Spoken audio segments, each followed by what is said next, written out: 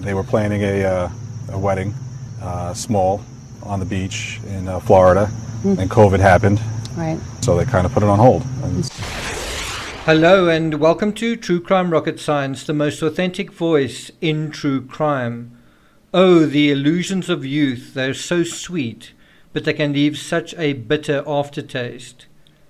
Illusion is the first of all pleasures. That's a quote from Voltaire. Brian must have felt that he was so close to closing the deal with Gabby, only to have things deteriorate and then slip out of his hands. If Brian is responsible for Gabby's death, then the symbolism of her death has to do with the death in the sense of the death of their relationship. Gabby's death marked the ending of both the engagement and the relationship, but also the social death that Brian felt, perhaps via social media, but also anticipated via losing his one and only friend and companion. There may also have been a sense, if I can't have you, I can't have the memory of you lingering on going forward. I can't have you out there and still be happy or functional. That is going to be kind of haunting me and taunting me, right, going forward. I imagine there was an acute sense of mutual betrayal. Gabby may have felt that Brian's failure to believe in her or in her little project, or perhaps his resistance to help, or perhaps his creative criticism, was undermining her efforts to make this new venture work. And for a relationship to work, for a marriage to happen, you need a vehicle, that's a vehicle besides love, to keep it going. It needs fuel, it needs resources, it needs kind of a support system. And that was seriously in doubt, perhaps because Brian was in doubt about it. And that made Gabby in doubt about Brian. Before we get to the rest of this episode, if you haven't subscribed to the channel, please do. In the next episode, we'll be dealing with the part 2, essentially, to the Spread Creek crime scene. You can subscribe by clicking on the light blue icon on the bottom right of your screen. Like, share, leave a comment, and let's get started. Brian felt betrayed by Gabby's social media, I think. She was emerging not as his partner, but somehow, I think, superseding him, leaving him behind, exposing him as inferior and weak and not as attractive as she was. And the real world was starting to reinforce that impression. I do think both the engagement and the pandemic are important macro influences that acted like pressure cookers in the background. The catalyst to things steaming up was the summer epic via social media. Add to that their ages and their freewheeling philosophy of life.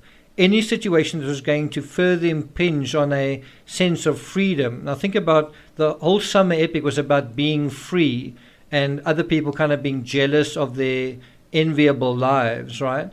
And so something that was going to impinge on that was going to limit them and their concept of the world, that was going to feel like a claustrophobic trap. And once you've been in a claustrophobic trap like the pandemic, anything that's going to feel similar is going to rile you up pretty quickly. So probably the last thing either Gabby or Brian anticipated was that the person closest to them was going to be a threat to them. Brian may have felt increasingly that Gabby's career path messed with his idea of a free society, or the way that he wanted to live in the world and kind of have a minimalist life, right?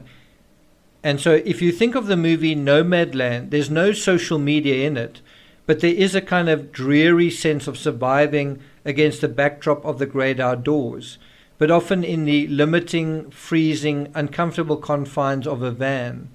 If social status isn't important to you, you'll fit right into Nomadland. But if it is important to you, add social media. Now, what if someone with no social status and no interest in it is stuck in a can with someone whose social status is about to go stratospheric? It's a recipe for tension, right? Gabby, needed social media for her project to fly, and so, in a sense, needed society. Now it wasn't about what Brian thought of her, it was what social media thought of him. Brian perhaps resented this, viewed this as a threat and wanted to control it, leading to bickering episodes over her phone and what and how she was portraying herself and him and them. And I want to give you a slightly more insight into what this feels like. You know, we as adults, I don't know how old you are, but if you're a 30-something, a 40-something, a 50-something, a 60-something, or just generally an older person, you might think, well, I don't quite understand what the problem was. Well, you need to go back into your shoes when you were a 20-something. So I'm going to take you briefly. This isn't to indulge you. It's just to try and express, to try and illuminate what was going on with them through a similar experience, right? So I'm going to take you into my nomad life in a place called Maidenhead in, I think it's in Kent, just outside London in England. And this was in the late 90s. I'd spent a year with my girlfriend in the UK, and we then went on a skiing trip to Austria at Christmas time, and it was meant to be this fairy tale conclusion to the year. It was meant to be a romantic holiday to celebrate us, and instead it was a incredible disaster. I had a wonderful time, but in terms of our relationship, it really wasn't a good time. In hindsight, I don't know if taking someone on a skiing holiday who can't ski and doesn't really want to ski, but sort of rather wants to hang out in the bar with the other ski instructors, I don't know if that's the best idea. Now, take this scenario into Gabby and Brian's case, and I don't know if taking a dude on an adventure with the main motive of broadcasting it on social media is going to work if the dude has no real social media personality, or worse, no social status or functioning work status in the real world, right?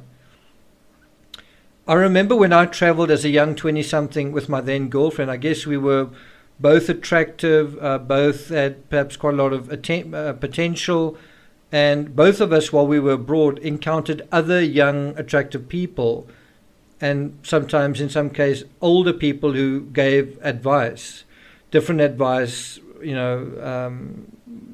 advice that differed from what we wanted for ourselves and what we wanted for one another. And it definitely led to some arguments. A lot of those arguments were, I guess, about a power struggle. These outsiders were exposing weaknesses within ourselves, but also strengths, some of them in terms of status in the other person. And it could get really unsettling. It started feeling like we were more and more unequally yoked. I think love was the glue that kept Gabby and Brian together, but is that enough? Because how do you deal with anxiety? It doesn't matter how much you love one another. How do you deal with anxiety, this festering, prickling kind of cactus under the mattress, right? So I think anxiety was the flip side of that love. If Gabby was anxious, perhaps Brian was able to swoop in as the strong, conquering hero, especially when Gabby was younger, like a teenager. But what happened when Brian was anxious? When he was anxious, perhaps he felt quite alone and unhinged, especially if Gabby was anxious at the same time too. And I think what we saw outside the Moonflower Co-op is kind of a example where I think they were both anxious and unhinged at the same time, with the tension boiled over. And as tensions escalated, I think that anxiety became more and more constant, until I think it sort of felt like Gabby herself was making Brian anxious, and Brian was making Gabby anxious. Does that make sense? And now I want to go to a quote from Chuck Palahniuk's book Lullaby. And this is what he writes, quote, "These distractionaholics, these focusophobics, old George Orwell got it backward. Big Brother isn't watching, he's singing and dancing, he's pulling rabbits out of a hat. Big Brother's busy holding your attention every moment you're awake. He's making sure you're always distracted. He's making sure you're fully absorbed. He's making sure your imagination withers until it's as useful as your appendix. He's making sure your attention is always filled. And this being fed, it's worse than being watched. With the world always filling you, no one has to worry about what's in your mind. With everyone's imagination atrophied, no one will ever be a threat to the world. And imagine reading something like that while the person you're with is sort of feeding the big brother monster, in this case social media, because that is actually what he's referring to. If Gabby was anxious and Brian was anxious, and all this anxiety within the pressure cooker of the anxiety-inducing pandemic, the anxiety-inducing social media experiment, the anxiety-inducing not that great van life, and relationship torpedoes such as the Moab incident and the Mary Piglets incident, then fear may have led to anger from both sides. Remember how Gabby's fear led to her slapping him, and how his fear of being hit led to him pushing her.